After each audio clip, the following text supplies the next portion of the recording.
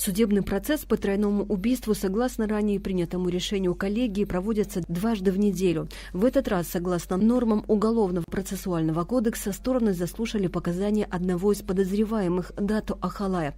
Подсудимый воспользовался правом исключить возможность адресовать ему вопросы стороной обвинения. Дату Ахалай в первую очередь сказал, что никогда не был знаком и не вынашивал злого умысла по отношению к пострадавшим и что он не имеет никакого отношения к тройному убийству. Что касается подсудимых, с одним обвиняемым Асланом Блаб он виделся не более 3-4 раз и не имел с ним общих дел, а с другими фигурантами дела Эриком Чкаду и Бесланом Бганба знаком около 2 лет. Никто из вышеперечисленных, как утверждает Дату Ахалая, не являлся его другом и не было общих дел. Согласно материалам дела, причастность Дату Ахалая к убийству определяется тем, что он вместе с братом Демуром, который также в числе обвиняемых намеренно приобрел автомашину марки Toyota Mark II, на которой, по версии следствия, и приехали к месту преступления.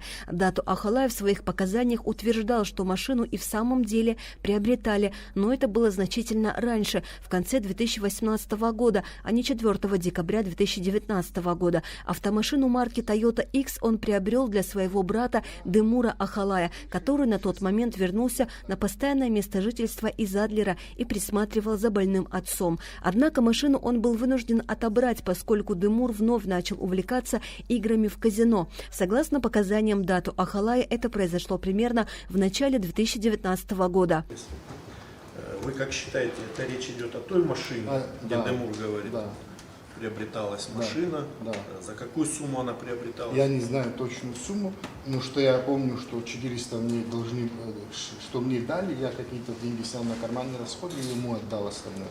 Сделай, говорю, купи себе там 2,0 или 2,5, говорю, что небольшой объем, и говорю, еще сделай права, потому что он без прав был.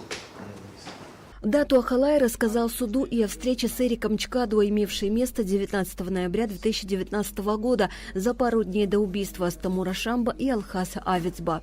Вечером я встретил Эрика Чкаду на районе, постояли, минут 5-10 пообщались, и Эрику кто-то позвонил, не знаю кто, вот так передо мной стоял, он не смог то ли поднять, то ли зарядка села, телефон не могу сказать.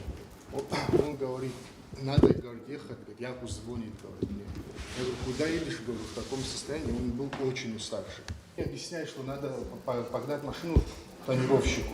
Я говорю, у меня есть его номер, говорю, авточуларе, я говорю, я сам наберу ему, говорю. И сами набрал. И сказал, что я вообще не хотела, чтобы он один поехал, потому что он был уставший. Я хотел его повезти. Он сказал, нет, говорит, я сам поеду, говорит, я, говорит, за рулем сажусь, говорит, и больше, говорит, трезвее, говорит. И ничего, вот машина, вот я не помню марку, помню, что серебристого цвета. Но он потом говорит, мне объясняет, что это была Audi A4, я не помню просто марку. Мы еще после моего звонка минут 10-15 постояли, пообщались.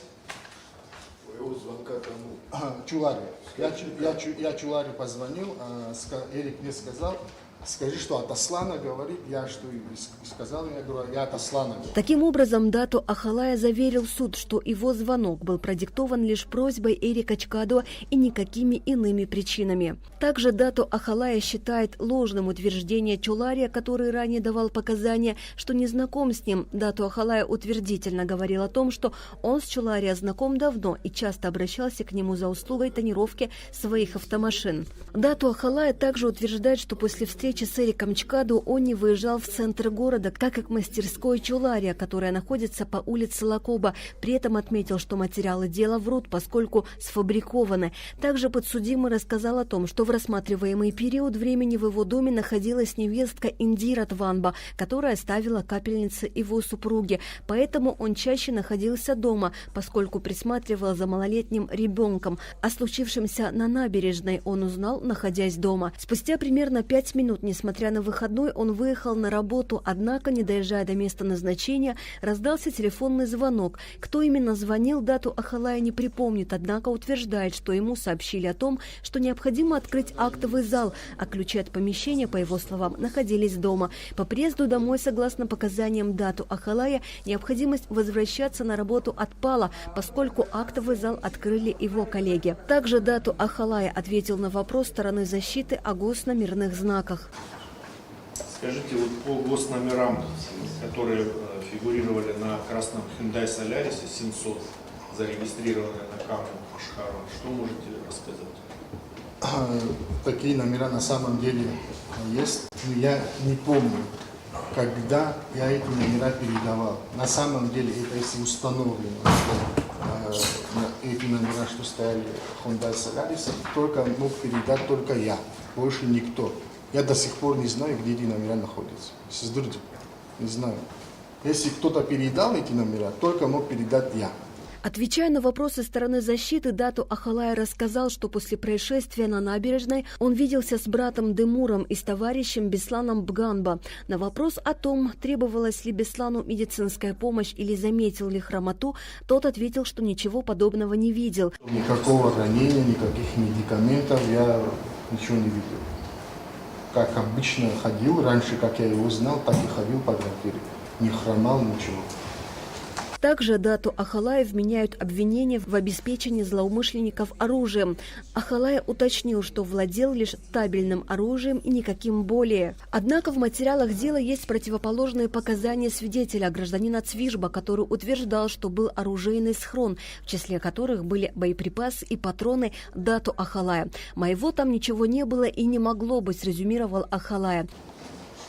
А то, что там обвиняют якобы, что я обеспечил для совершения преступления там 4 автомата и боеприпасы, это не соответствует с действительностью.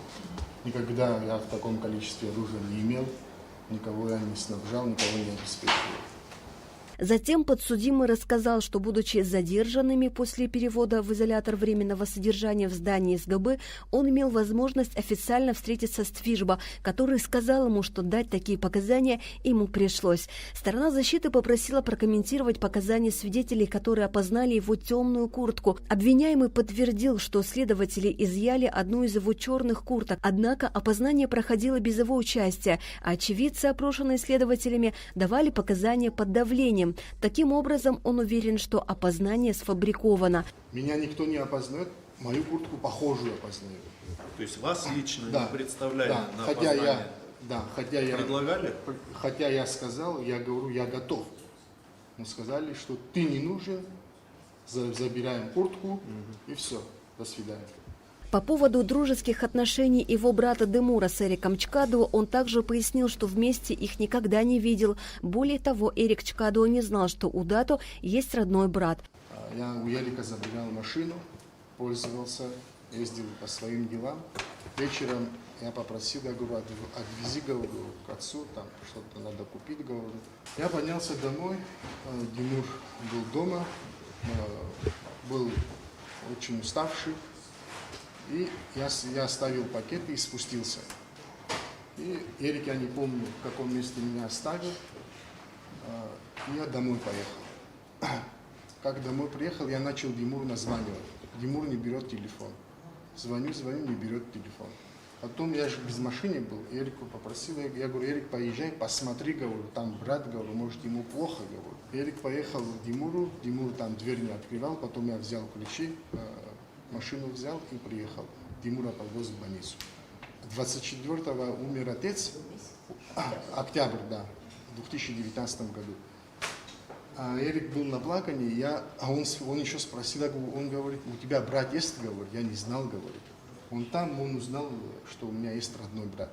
4 октября. Из всего этого также дату Ахалая резюмирует, что материалы дела, указывающие на знакомство Эрика Чкадуо с Демуром Ахалая, так же, как и сами предъявленные обвинения, сфабрикованы. Материалы, составленные следователем, согласно которым вооруженный дату Ахалая в момент преступления, находившийся в непосредственной близости на тротуаре проспекта Леона, осуществлял контроль за обстановкой, также неправдивы. Более того, по его словам, сторона обвинения не представила ни одного вещественного доказательства, убийства. Вместе с тем он добавил, что была назначена молекулярно-генетическая экспертиза ДНК, а после допроса Цвижба он и вовсе отказался давать показания из-за недоверия к следствию. До 22-го пусть назовет свидетель, ДНК, экспертиза, что-нибудь.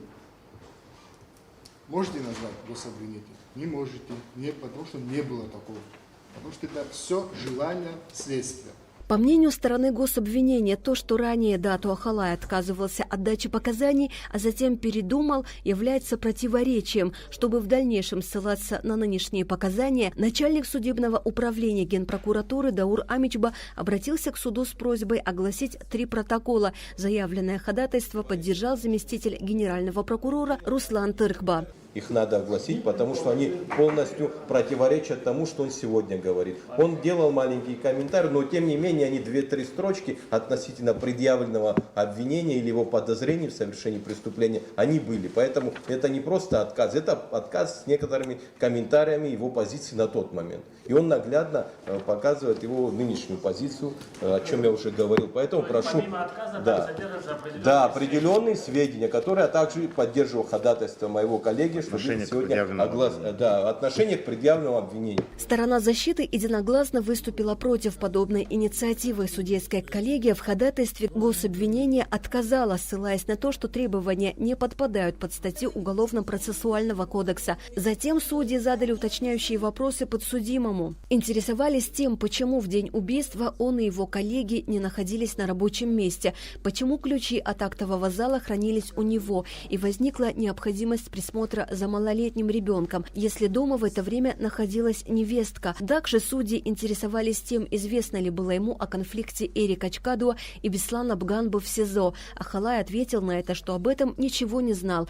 Также судьи задали уточняющие вопросы, связанные с тем, как и когда Ахалай виделся с Эриком Чкадуа, где находился и что делал в день убийства. После 30-минутного перерыва суд вновь приступил к рассмотрению дела. С ходатайством приобщить к материалам заключения независимой судебно-криминальной экспертизы выступила сторона защиты. Адвокат Автандил Чкадуа зачитал заключение, предоставил его судейской коллегии и стороне гособвинения. По его словам, независимая экспертиза проведена в связи с недоверием к ранее проведенной. Ознакомившись с заключением, представители гособвинения выразили свое недоверие и указали на элементарные ошибки, замеченные в документе. Судьи же, задав уточняющие вопросы, решили отложить ответ по ходатайству адвоката Автандила Чкадуа до следующего заседания, чтобы детально ознакомиться с представленным им заключением независимой экспертизы. Асида Малия, Михаил Братухин, Абхазское телевидение.